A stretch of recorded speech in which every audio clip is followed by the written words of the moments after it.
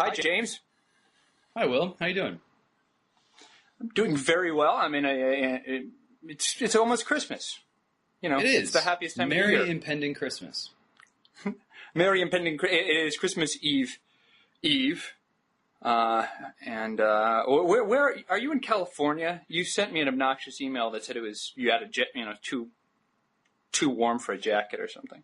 Yes, I've got my sleeves rolled up. The sun is shining. It's just another beautiful day in California. How's Iowa? We are having an ice storm. So hopefully we'll be able to get out of here tomorrow morning. We're going to Connecticut to see Carrie's parents and extended family. Travel safely. We'll try. We'll try our best. We've got to drive to Moline, one of the Quad cities. Mm-hmm. Yeah. Mm-hmm. So what have you been doing lately, James? Have you been going to see any movies? It's hard to see movies with the 6-month-old baby. That said, we saw about 3/4 of Twilight, New Moon. We had to run out at the end, so we missed the rousing climactic 30 extra minutes of movie. But one film that I'm really excited about not seeing is Avatar, because having read all the commentary, as I'm sure you've done too, there's really just no need to see it anymore, right? Yeah, that is also a movie that I've enjoyed not seeing as well. You know, James, I've been totally derelict in my duty to introduce us, so I suppose we should do that even belatedly. So I'm Will Wilkinson of the Cato Institute, and you are James Poulos, and I'm not sure what all your things are. You blog for postmodern conservatism at First Things. What else are you doing, James? PomoCon is the shingle. You can occasionally still find me at the American Scene when the spirit moves me. And all my other projects are so secret that they can't even be mentioned on National Blogging Heads TV. All right. Well, good luck to you and all those. I'm a grad student. I'm a grad student at Georgetown, working slowly on a dissertation. Well, I look forward to greeting you as Dr. Poulos someday soon. I'm sure the rest of the world is waiting with bated breath. Okay, but let's talk about not seeing Avatar. What have you heard about it? I've heard that the blue people look like tabby cats in their coloration. I've heard tabby cats. Yes, sort of a brushed, sort of orange, stripy effect on their otherwise blue faces. Because I've never seen a blue tabby cat, but it's the pattern on their body that's reminiscent of a cute house cat. Yeah, I mean, I think they look more like Snorks than Smurfs, but I think that's just me. And definitely more Snork. Mm-hmm. Yeah, Snorks with guns. It seems Do to be they more have guns? guns shooting at Snorks than Snorks bearing arms. I think they bear trees. Yeah, they speak to the forest. I understand. Yes. When you stare into the forest stares back. Yeah. So what's the plot? The plot is that there is this planet, like the forest planet of Endor, but it's called Pandora, and it has some sort of incredibly valuable substance called unobtainium. Nice. Yes, it's almost unobtainable. And but apparently it is obtainable with guns. Yes. As anything is, really. Especially peace, as Barack Obama reminded us at his Nobel Prize acceptance lecture. Yes, a very prudently chosen number of guns. Yes, but that's beside the point. So there's this planet that has this thing. There are these Snork-like blue people who speak to the forest, who are in the way, and so the sort of imperial U.S. military-like forces descend to destroy these innocent, forest creatures in order to get their oil or whatever it is, and that's bad, because greed is bad, and raping the earth is bad, and being in touch with the forest is good. And so, so the plot is that one guy who's like, who's like a space marine who got crippled. He somehow becomes one of the Snork people, and becomes their leader and switches sides and fights against his own troop, because he's gone native or something like that. It sounds amazing. Well, yes. What could be more amazing than discovering that just when you think you're going to be sort of wheelchair-bound ex-Marine, you can actually sort of control this hybrid being that can frolic in the forest and have what apparently is not particularly hot cross-species love. This seems to be one of the big disappointments of the film, as far as people who would otherwise love the film are concerned. The concern is that it's sort of like the charge that was leveled against the Matrix series, which is here's this opportunity to have hot Matrix sex, and in fact the sex wasn't very hot at all. There's that awkward jungle, as in sort of not quite house music, but some other kind of dancey music scene, and that was not very fulfilling, at least not for me, and apparently not for a lot of other people. Same sort of charges being leveled against the love scene here in this film. Yeah, I mean, it really does seem to be the great promise of CGI to give us better, it just extends our ability to depict our fantasies, almost, without limit. And it's disappointing to hear that it was not hot. Well, it seems CGI obvious sex. that if this was a Japanese film, all of those problems would be gone. But I do think that it's sort of, if I can karam this observation off onto something of a more substantive, critical point. Raihan in his Forbes column on the film made the point that here are these astounding extraterrestrials who are fit of body and huge of eyeball and generally super exciting beings, right? But it turns out that they're really, really boring, and even to the point of being sanctimoniously boring about maintaining the integrity of the natural world. And there's this sort of rote piety that comes along with the anti-military but pro-nature, pro sort of pantheistic, harmonious living side of the cosmic ledger. That seems to me to strike some sort of weird similarity with the way in which here you have what would seem to be an opportunity for really genre busting and film historical cross species lovemaking, right? And I'm not just saying this to be cute, right? I mean, it's always have coming back to the CGI lovemaking opportunities, for you. right? And it could be a scene that is that carries some sort of human force that really resonates with who we are as people and what it means to be a person. And it's just not there. In the same way, you have these amazing otherworldly creatures who turn out to be, aside from the fact that their skin glows in visually appealing ways, bores.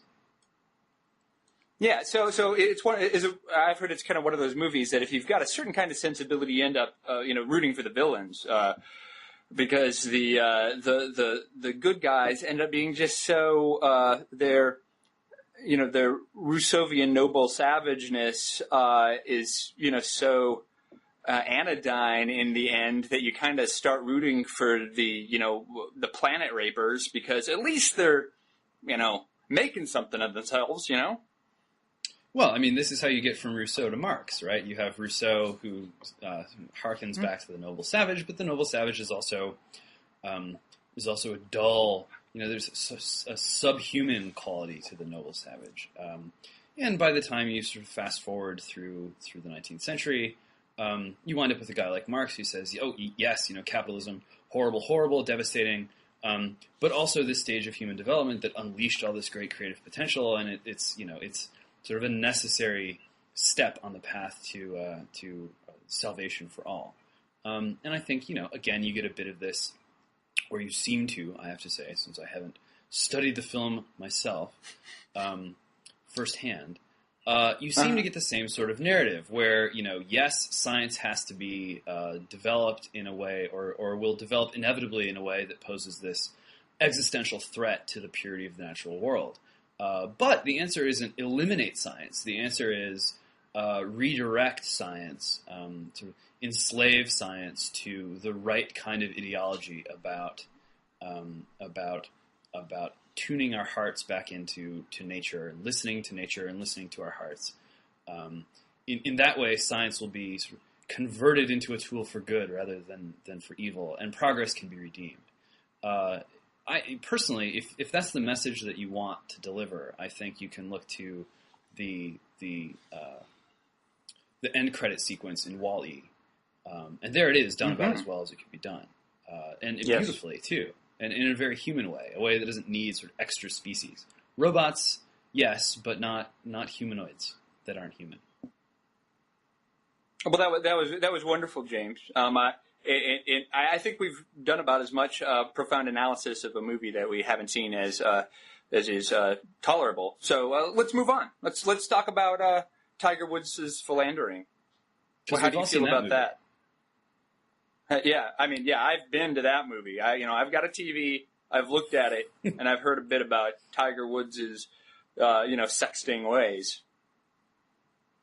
Well, I guess my quick take on Tiger is there was a David Brooks column from a while back where he was writing about genius, and he wasn't writing about genius in the way that, say, John Stuart Mill wrote about genius, where he says some people are just more individualistic or are individuals more so than other people, right? So everyone's an individual, but some of us are more individual-ish or individual-y than others. Individual Brooks wanted to make, I think, is the way you say it. Yeah. Sorry? I'm sorry to have interrupted. I just said I think individually is the way to say it. Right. Okay. So Brooks comes along and says, actually, genius is like Mozart practicing for 10,000 hours. And once you get those 10,000 hours under your belt, then you have this sort of expert competence that allows you to run wild with your creativity, while still structuring it so as to produce genius. It seems to me that if that's the model of genius or exceptional individuality that we like to work with, and it seems like that it is, because we live in a society where specificity is rewarded and expertise is prized and respected, and Tiger Woods is sort of the poster boy for competition theater, right, where men, put down the sword and pick up a golf club, and you can distinguish yourself by mastering this sort of challenging puzzle environment provided by golf courses, along with sort of other men who have engaged in a sort of devotional discipline built around the solving of those kinds of complicated courses. And that seemed to be inadequate to whatever it is within Tiger Woods that makes him struggle and strain for whatever it is that he wants. Yeah. You can win as many Masters as you want, but like an ego won't get you off, right? I mean, I think part of it is that did you read that? I recently, Andrew Sullivan is doing his annual ridiculous awards, and one of the awards was the Van Hoffman Award for egregiously bad predictions, and one of the nominees is our exalted host Bob Wright, who wrote a piece in Slate way back in the 90s, I think, talking about Tiger Woods and talking about his father had made these incredible claims about Tiger having sort of messianic qualities because he contains a multitude of human types within him, being Cablinasian, and I think he's one of those guys who grew up in this sort of like hot box atmosphere where you're forced to train over and over and over and over again. And I think a nice example of that, recently I saw read an excerpt from Andre Agassi's biography, which looks fascinating. And, he was talking about how basically he didn't have a childhood. He went to this, Nick Bollettieri's tennis camp where he had to, eat, sleep, and, tennis all the time. And it's just too structured, and you need something outside of that. But the fact that you keep winning, right, the fact that you're so good makes you feel trapped. The fact that you're the best makes it, even if you start to hate what you're doing, you can't just give it up. And so you need some kind of outlet. And I think somebody like Tiger, who not only has this, had that kind of childhood where he was sort of carefully cultivated to be the best, that he, in addition to that, he had these sort of like messianic expectations heaped on him by his crazy parents. It feels like in order to get out from under that, you probably needed to, get on top of some, skanks. And that's what he did. Well, I mean, there is a manner in which it seems that the creation of this artificially perfect, ordered world that you live in as a professional on a constantly regimented basis contributes to some kind of felt need for a parallel realm in which utter chaos can reign. Obviously he got to a point where he felt the need to try to manage that chaos in some sort of damage control way. But there's got to be some sort of perverse delight in toggling back and forth between this highly ritualized professional world and very public world, and then this completely disordered private world. And, not just disordered in sort of the way that a natural law theorist would want to use the word disordered.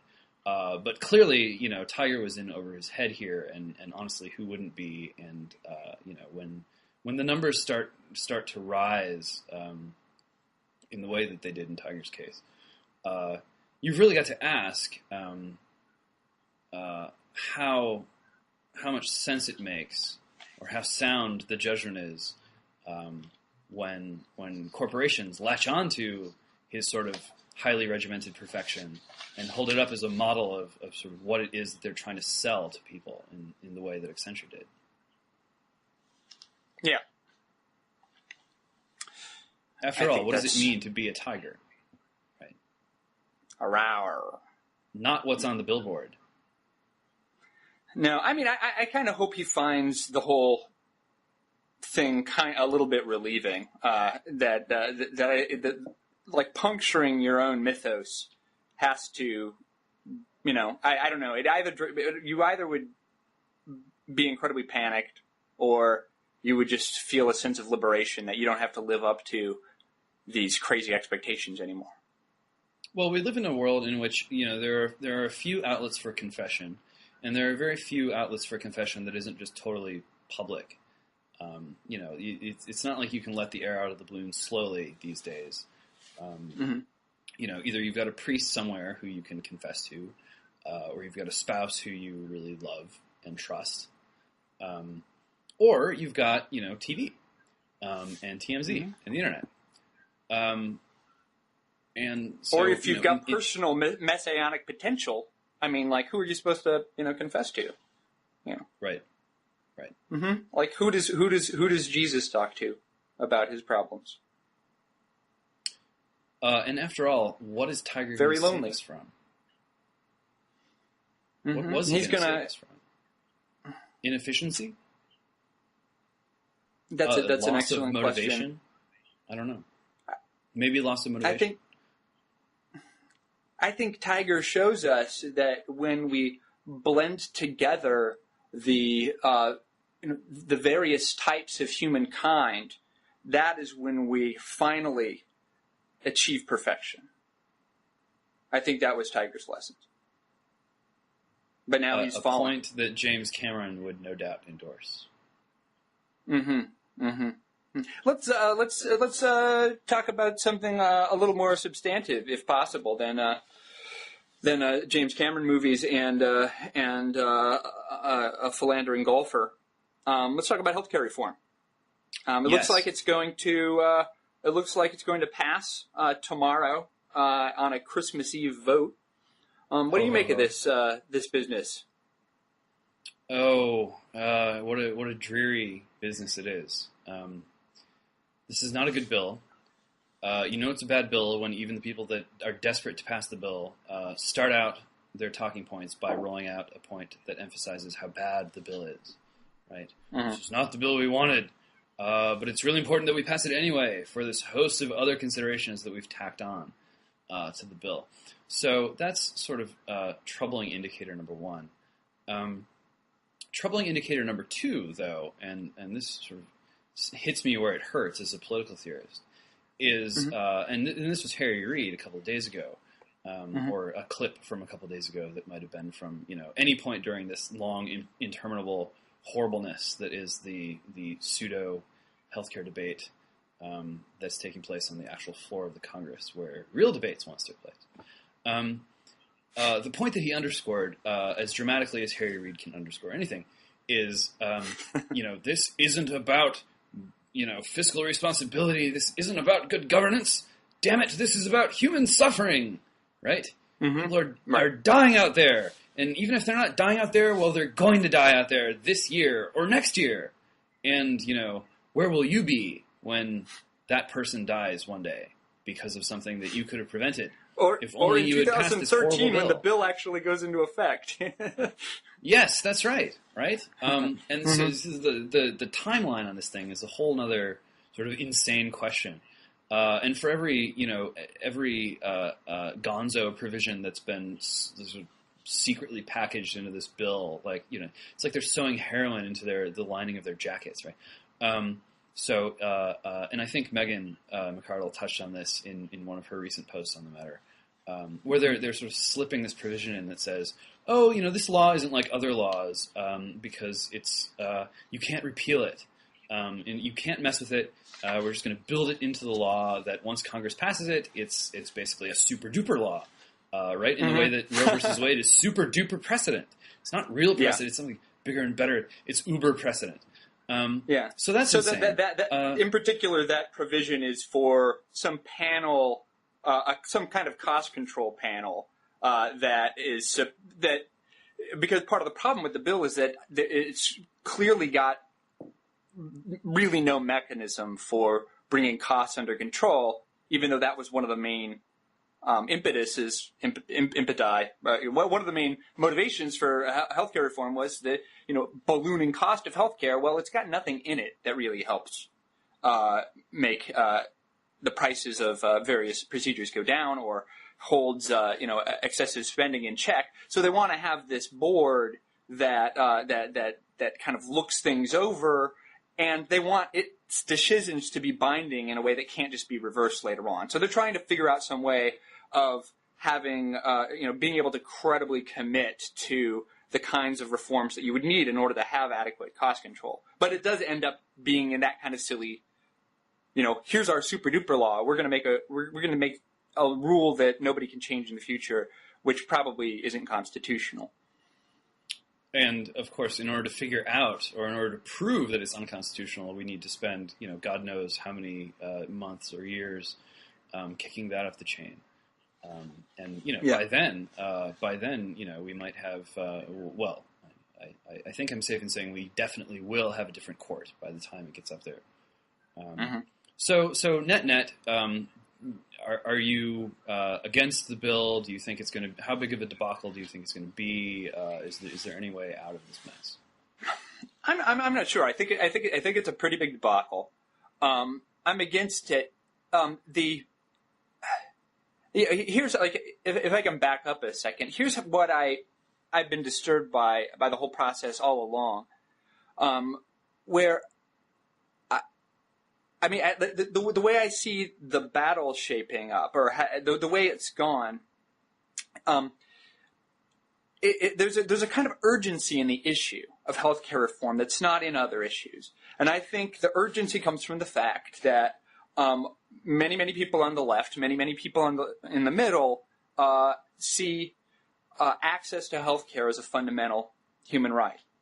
But our system, the political system, doesn't have any guarantee in it and that bothers them. That we need to have a built-in guarantee that makes sure that people have access to health care, and that's the last piece of the puzzle. That's the capstone on the second Bill of Rights that was that started to be written under FDR, and it's been elusive all these years. We've never gotten this final piece of the second Bill of Rights in place, and there's something about thinking of it that way, that when you're thinking about it as, that here's a fundamental, basic human right, and it's just kind of an unfortunate fact of history that the United States Constitution was written in the 18th century rather than the 20th century, so it didn't include a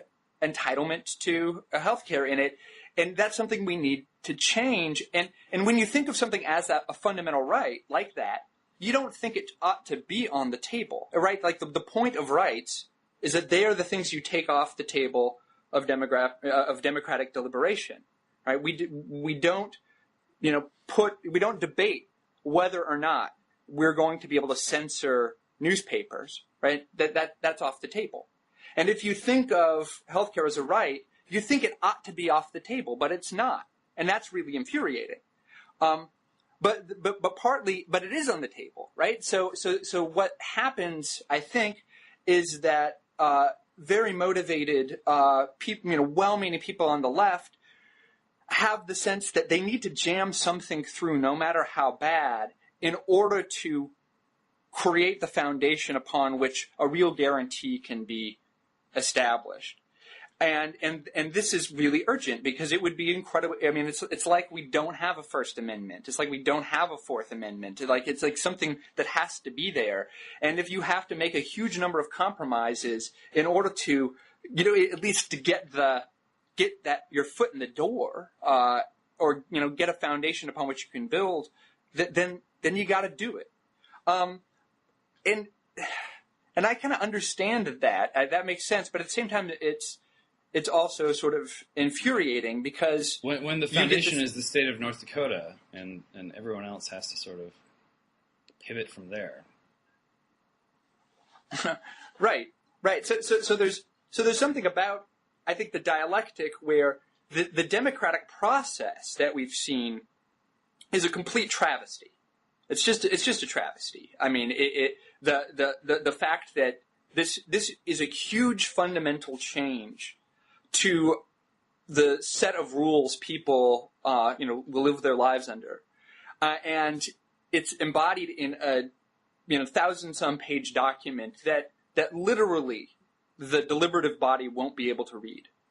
Right? That strikes me as an outrage. I see the point of it if you think that this is something that's incredibly urgent and just needs to get done no matter what. So I think there's something interesting about how you prioritize the values of liberal democratic deliberation as opposed to what you think of as the entitlement, the human right to access to health care. And I think these things are in conflict. And so part of what has me upset is that I actually do feel like this kind of legislation is a change in the basic structure of our society, and that it is something that really does affect us at, implicitly the constitutional level. And it's the sort of thing that should get the kind of deliberation that a change in the Constitution should get. In that sense, I have no problem with the supermajority, convention in the Senate. But I feel like we're not getting any deliberation at all. And part of the point is that it's too important to deliberate about because you can't trust Americans to get behind the rights that they have. Right? They won't endorse an institution that will protect their human rights. So you can't just leave it up to people. You have to jam it through. And there's something that grates really badly, about that. Well, that was my range.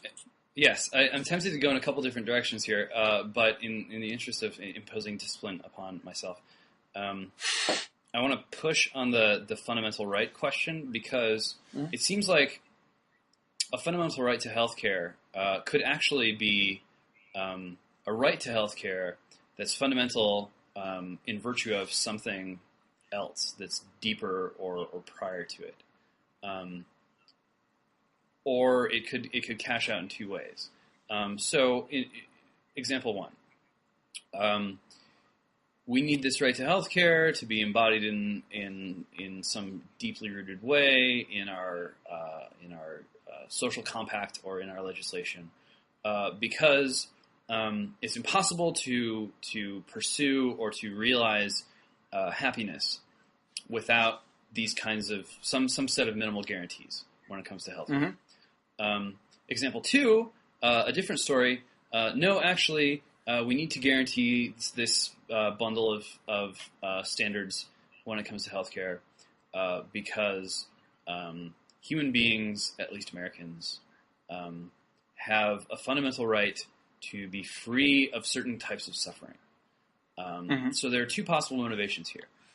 One which says, gosh, our healthcare system is broken. We need to fix it in some way. It seems like the only way that we can start to fix it is by going down this road. But why should we do this at all? Well, it's because for too many Americans, possibly me or you, if you're thinking in Rawlsian terms, our ability to be happy is materially impeded by the current state of our healthcare coverage. It appears, if the polls are right, that a majority of Americans, or at least some significant number of Americans, are fine with whatever they've got. But also it seems like informed opinion is in agreement that what we've got doesn't really work that well. And so even if you like what you've got, you might want to think twice about whether or not what you've got has any sort of reliability to it. So that's one possible way of approaching the issue. But the way that not just Harry Reid, but I think the left in general is approaching the issue is to sort of take the way of expressing this that Judith Shklar has taken. Cruelty is the worst thing we do in a small L liberal society. The task of politics is to minimize cruelty, to stamp it out wherever we find it, and beyond that, not just to sort of turn back affirmative acts of cruelty, but to whack away also at sort of passive examples of suffering. So even if no individual is specifically being cruel to this person or this group of people, if they're suffering, well, gosh darn it, what is liberalism if not the concerted effort to use politics to eliminate suffering wherever and whenever is possible? It seems to me that it's this concern that is driving the language of fundamental rights here. That people on the left would even possibly be willing to concede that healthcare as such isn't a fundamental right, but damn it, people are suffering, and so given sort of who we are as Americans and the sort of who we are as small L liberals, if politics can't eliminate suffering on this sort of social scale, then what is politics for, right? Mm-hmm. One answer might be to prevent bills that are this dysfunctional from being hardwired into our system of governance, right? But that's a conversation that isn't really happening in the way that I think it needs to be happening for us to get the right kind of perspective on the seriousness of this whole exchange. Yeah. A lot of fascinating points, James. I'm glad you brought up Judith Shklar's idea of liberalism of fear, which is a phenomenal essay. I encourage everybody to go read it. As you say, what she says in there is that the fundamental aim of liberalism in this strand of liberalism is to stamp out sort of needless cruelty, needless suffering, and she contrasts the liberalism of fear to the liberalism of rights, which is which a Lockean view that sees people as having a certain kind of natural rights that establishes a kind of normative order that's independent and prior to government. And I think that's a lot of libertarians are that kind of liberal. And she contrasts that, and also with, liberal perfectionism, which is, which I think is maybe probably the dominant view, in terms of like why something like healthcare is a right. The liberal perfectionism is a funny term, but the idea is that the point of a liberal society is to ensure that everybody has the opportunity and resources to, cultivate their genuine character and bring to fruition all of their potentiality, right, to perfect themselves in this kind of way, and that people have no real serious prospect of realizing their potential or cultivating basic human capacities if they are suffering from an illness or are find themselves in terrible financial straits because of some kind of accident. And so this is Sen and Nussbaum, and so you can trace it back to Mill and so on. Yeah. This is okay. So the liberalism of fear, which Richard Rorty picks up on later, where when he says, when he's trying to be a liberal, he says that's what it's about. It's just about reducing suffering. The interesting thing, if you look at the Sklar essay, is that she's very, very concerned, in a way that I'm very sympathetic to, with inequalities in political power. And she's really concerned with the cruelty that's inflicted by the state. And she's very much in line with somebody like George Kateb in this sort of sense that she understands, I don't think it's just a conjecture, that basically the worst things that ever happen are things that governments do, and in particular the police, the military. They torture, they murder, and people are crushed. The people who do the worst under regimes in which the government and the state are highly empowered are the least well off. And one of the things that troubles me so much about the healthcare bill, to bring this back around, is that it really does seem like an official endorsement of a certain kind of corporatism. It's creating an official cartel among all these insurance companies that is exactly what you would not do if you were trying to prevent systemic inequalities in political power. That kind of cartelization is what happens when government is being co-opted to serve the interests of a few large private industries, and the people who benefit most from that generally aren't the least well off people. So I'm sure there are lots of people who will benefit from the extension of insurance, but the way that it's the way that it's actually finally being done is ought to be worrying. And I should emphasize it really is worrying to lots of people on the left. Your Matt Taibbi's, your Jane Hampshire, Marcos Malitzis, that type of person. A lot of people are worried about the corporatist elements in the healthcare bill, and the idea that we have to pass whatever, just anything, because we need to stamp out the needless suffering that's caused by people having a lack of insurance, I think is really short-sighted. And so I think that's how I come down on it, that there's a kind of myopia here that is doing more to empower sort of corporate and government elites in a way that tends to end up badly for the poor than is being done to help the poor. Well, yeah, I think that's about 99% absolutely right. Not going to be many fireworks or sparks flying in terms of this portion of the quote-unquote debate here. Yeah. But Tim Carney has been putting his thumb on this nerve for a while too, where big business and big government are sort of shaking hands, and the rest of us are picking up the tab.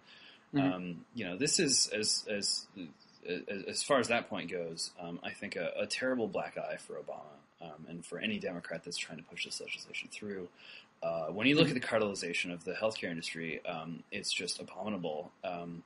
And people who are interested in anything resembling a human touch whether on a social or an individual level, have got to be deeply concerned by what's going on.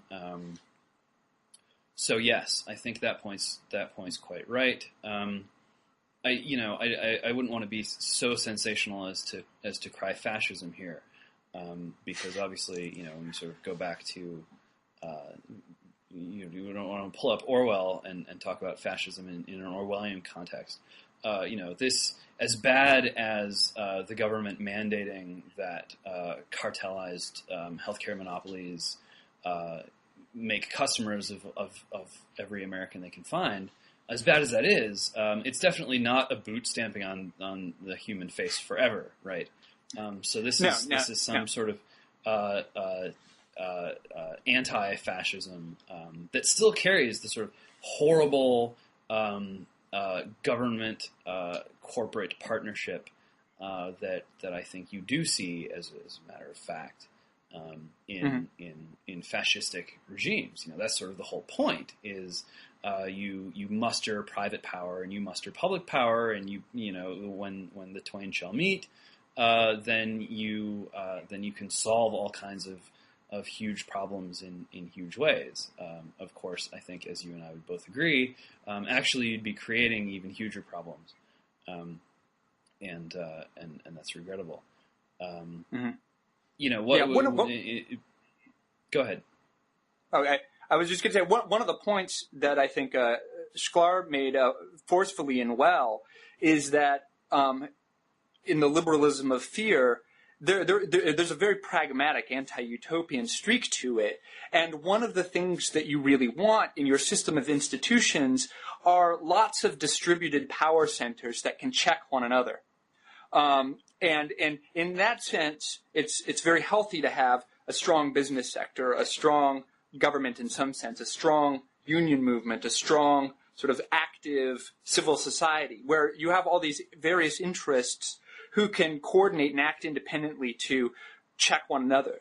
When you get these fusions, when government functions and private functions fuse in these sort of cartels or oligopolies, you lose that kind of check, right? When the interests of the private health insurers becomes entwined with the agendas of one of the major political parties, or when the interests of I don't mean to be partisan, the interests of military contractors and weapons manufacturers become inextricably tied to one of the parties, you lose that kind of separation of powers and checks that you need in order to keep the force that government has at its disposal in check. So this kind of thing that is troubling in a very large institutional sense. I'm not sure that I have no idea actually how it's going to pan out.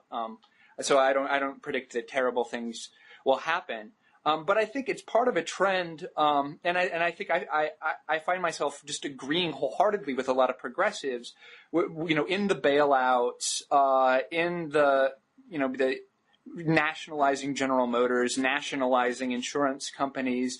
The whole approach to all of the problems that the U.S. faces right now seems to be this rush to the fusion of government and private enterprise in a way that has historically, not only been inefficient, but has been dangerous. And so I don't want to make any, dire or hyperbolic predictions about what will come to pass, but I find that whole trend objectionable and worrying. And I don't think that the liberal advocates of the current legislation have been as worried as maybe they ought to be. And I know that somebody on Daily Kos made the observation that a lot of the Democrats who are very strong advocates of the current legislation were also strong advocates of the invasion of Iraq. Not that there's any sort of logical connection between those questions, but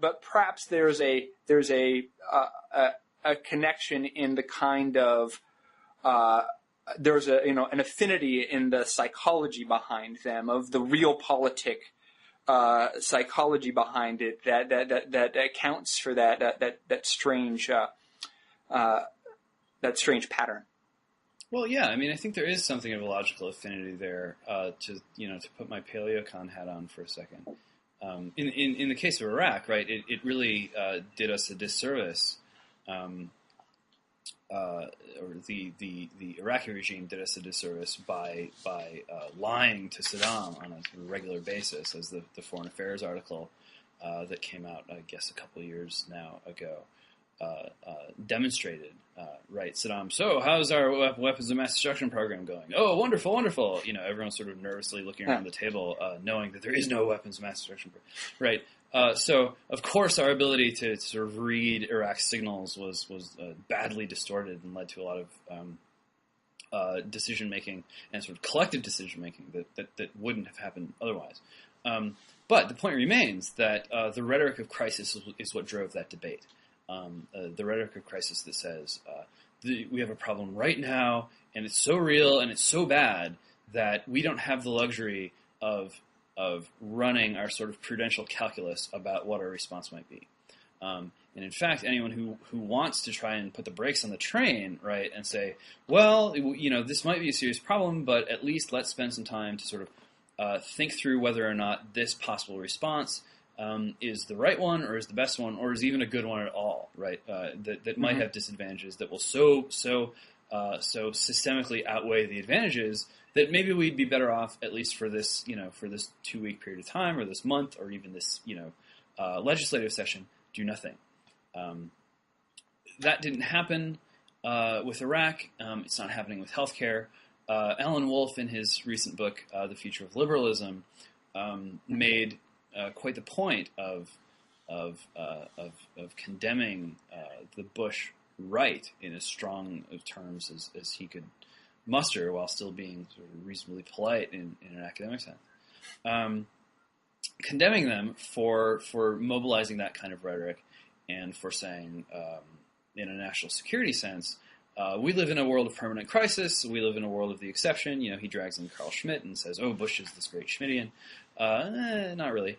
But the narrow point, which is that the rhetoric of permanent crisis creates a sort of therapeutic politics where the decision makers become the people who enable the sort of populace to cope with this crisis. Right, the crisis can never be cured. The problem will never go away. It's only something that can be coped with, and the only way that we can cope with it effectively is by allowing our experts to sort of administer the right kind of policy medicine. And it's going to be harsh, and it's going to be fast, and we don't get to know how it's going to pan out, right? It's like it's like getting the shot of morphine, or it's like getting the paddles. It's a shot of electricity. There's no time to question what logic might spin out from that sort of action. And I think the same thing's happening on the left here with healthcare. But instead of national security being the perpetual crisis, the state of perpetual crisis, it's human suffering in a way that transcends, as you suggested, the whole question of rights in a way, right? What's a fundamental right and what isn't is sort of a secondary concern to whether or not there are people right now who are hurting. And if Bush deserves to be fingered for any particular kind of excess in this respect, it's got to be the fateful line that he uttered when Katrina was had been going on for too long already, and when people hurt, governments got to move. It's that sentiment which, as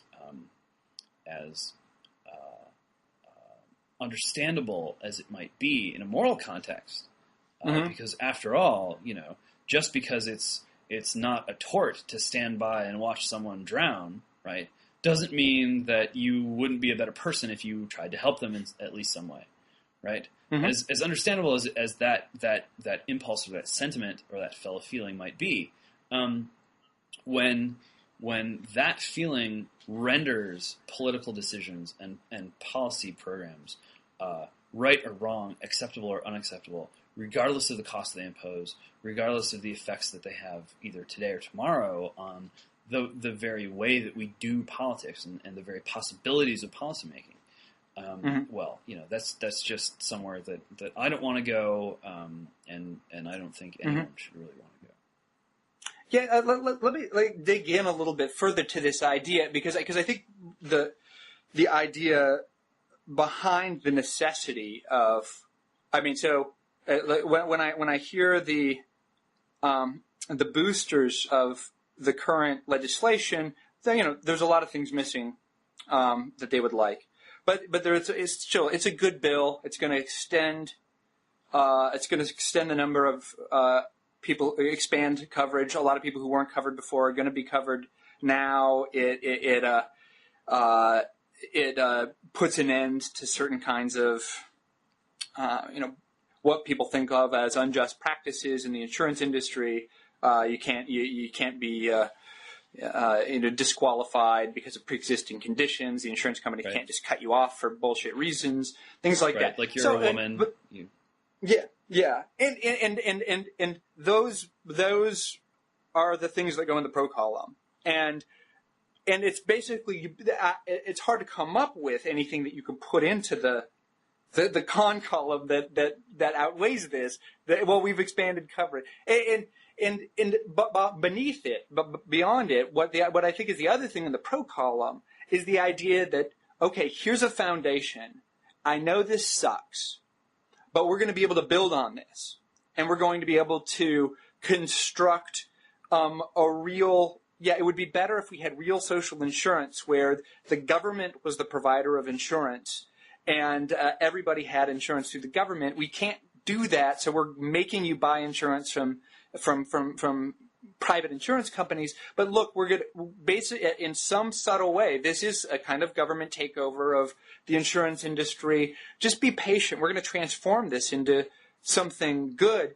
And you see part of that impulse, in the provision of, like, here's this, cost-cutting panel that we're going to try to implement in a way that it's irreversible, even though, one Congress can't really bind a future Congress in that kind of way. And so I kind of wonder suppose I am an Ezra Klein liberal.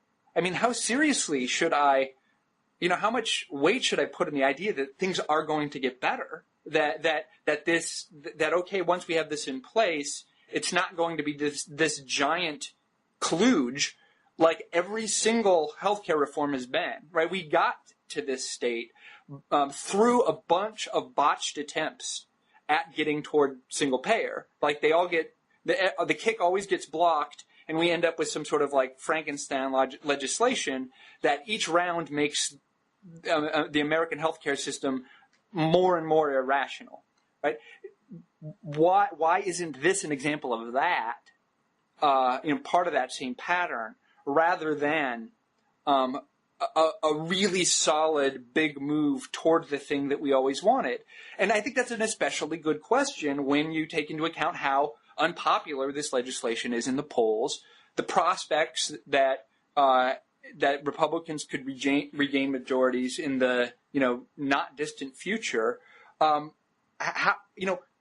much should people, a good Ezra Klein liberal, how much should they trust that this really will be the foundation of something that good Ezra Klein liberals want, rather than just a further complexification of the system that is going to be in some ways deconstructed or pushed back or perverted by Republicans, and then we end up with this crazy hodgepodge system again.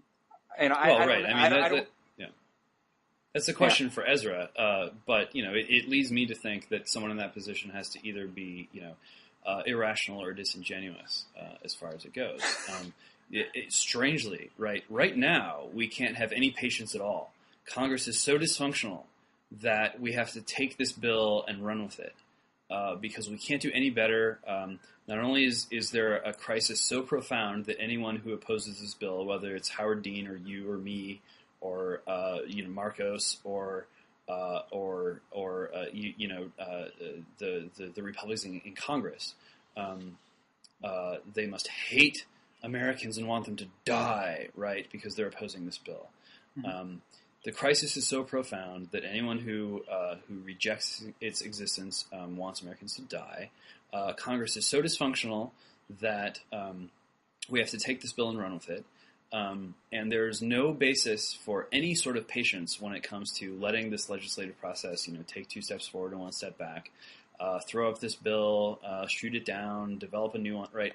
All that goes out the window. Yet, the whole premise that is sort of repackaged for people like you and me to swallow this bill is, it's not perfect, but once it goes through, then, be patient, let the legislature do its job, let it work itself out, these provisions won't kick in until 2014 anyway, right?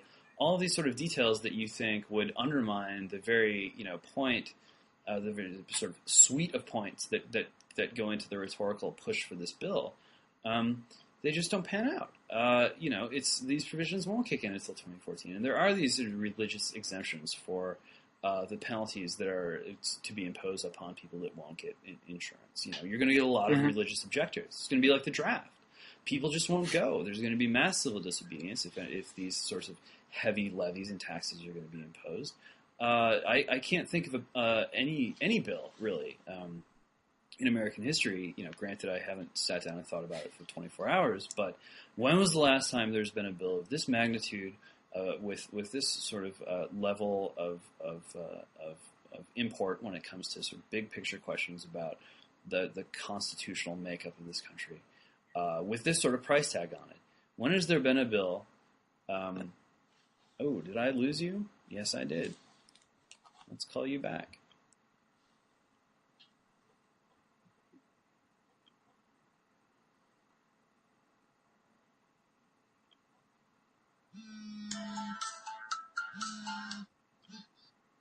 Bad radio. Hello. Hey, looks like we lost each other there for a second. Verizon decided that I was ranting for too long. Long story short, when was the last time, if at all, that there was a bill this intense in sort of its size, its scope, its cost, and its impact on our form of governance, that was so thoroughly opposed by one party, one of two parties, and had such high popular negatives? I just don't think there was one. And liberals, especially Ezra Klein liberals, right, who are, I think, taking the irresponsible, to say the least, road in accusing anyone who opposes this bill right now of wanting Americans to die, Joe Lieberman style. I don't know. I think that they need to provide some sort of answer to that. I think there's some kind of paradox here, James. So I mean, as far as how the politics of it works, because Obama. So people always say he needs to get this through. If the Democrats failed and if Obama failed to pass this legislation, it would be a huge blow to them politically. On the other side, they're to pass it. It seems like Democrats want to claim this as a giant victory, as this enormous legislation of immense consequence that finally takes a giant step forward toward ensuring that all Americans have access to decent health care. But the bigger you make the success, the more it begs the question of why was the debate truncated? Why was this passed so hastily in the face of such bad public opinion? And so it seems like at some level, it's going to have to be minimized. That it's not really that big of a deal. You know what I'm saying? If it is a big deal, I mean, it's then it not seems clear like a to me liability. which is going to benefit Republicans more, whether this bill goes down in flames, which now seems unlikely, or whether it succeeds. If there was ever a beast that would be capable of bringing together an increasingly fractured right, libertarians, Tea Partiers, Paulistas, neocons, paleocons, sort of establishment Republicans. This is it. Everyone who isn't sort of in the other corner politically, on a partisan basis, has a reason to hate this bill. Very principled progressives. Correct. Yes. As anyone who's watched MSNBC lately can attest. Mm-hmm. Yeah, so I'll be fascinated to see how it pans out because like at some level I mean I'm not sure of I know that Republicans like the talking point that it's going to be a big electoral liability. I can see how it could be, but I'll be interested to see how the White House and how congressional Democrats frame it because the bigger they blow it up, the more they're asking for that backlash. So I want to see how they're going to try to get credit for it while sort of minimizing how big it is. Anyway, I think our time is up, but and it seems pretty clear, no matter anything we say, that this is going to be our Christmas present. So Merry Christmas, James. Enjoy your stocking of coal. I've been a very good boy. Well, Yes. Merry Christmas, James, and to all of you out there at Blogging Heads who might have hated everything that James and I just said. I really wish you a Merry Christmas anyway, and a Happy New Year, and whatever all the other holidays are, Kwanzaa, Yes. so forth. Choose your own adventure this holiday season. Mm-hmm. Yeah, we were going to talk about how the war on Christmas has disappeared, which I'm kind of disappointed with because I was sort of pro-war on Christmas, but Well, yeah. I mean, guess if I had 10 seconds on it, my completely unscientific but nonetheless actually empirical observation is this year people seem a lot more relaxed and comfortable and quicker with the Merry Christmas. So maybe the war on Christmas was a failure. I don't know. It seems like people were I think more the touchy war on Christmas about is it in now retreat. less so. Yeah, so I'm going to say to you pointedly, James, Happy Holidays. Season's greetings to you, my friend. All right. Take care and have a good one. You too.